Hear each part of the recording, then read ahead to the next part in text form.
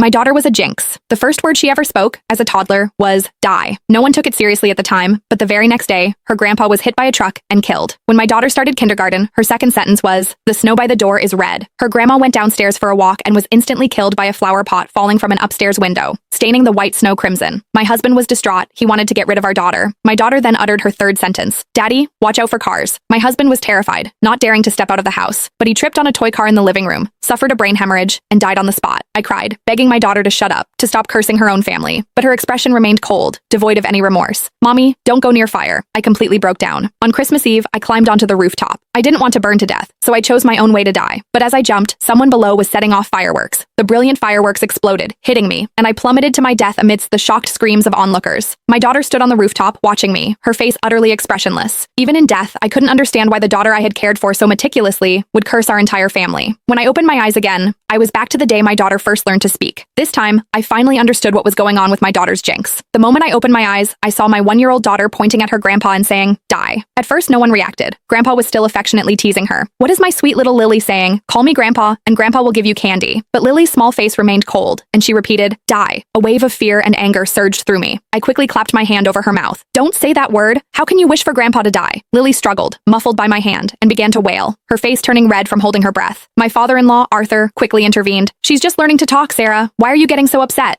I pressed my lips together, my body trembling uncontrollably. "She's cursing you." Arthur paused, then laughed. "What are you talking about? She's so young. How could she possibly know what die means?" I didn't know how to explain, so I could only tell Arthur to be careful when he went out these days, especially to watch out for cars on the road. Arthur said he understood, but he didn't take it seriously at all. I repeated the warning to my husband David, who also laughed at me, saying I was overreacting. He looked at Lily tenderly, saying our daughter was anything but a jinx. He even tried to comfort me. "Sarah, are you having postpartum anxiety? Maybe you should take a break and let my parents take care of Lily for a while." A sudden chill ran through me. I immediately shook my head. No, absolutely not. What if Lily cursed someone else when I wasn't around? But a sliver of hope remained in my mind. What if the previous incidents were just accidents? I hadn't let Arthur leave the house for days, and I'd even put away all the toy cars. I was terrified of a repeat of what happened to David in my previous memory. After a few days at home, Arthur got bored. "I'm just going for a walk in the garden downstairs. Don't you worry about it." I warned him repeatedly not to go anywhere near cars, but Arthur still had an accident. He missed a step while going down the stairs, tumbling all the way down. His head landed precisely on a protruding nail. Arthur died on the spot. When the ambulance arrived, they immediately called the funeral home. My mother-in-law, Martha, knelt beside Arthur, sobbing uncontrollably. How could this happen? But her usually kind husband was gone forever, unable to hear her cries. David rushed back from work, his eyes immediately red with tears. Yet, he calmly contacted relatives and friends, preparing Arthur's funeral. I held my innocent daughter, overwhelmed by guilt and self-blame, but Lily remained perfectly innocent, as if nothing had happened. I pinched her cheek.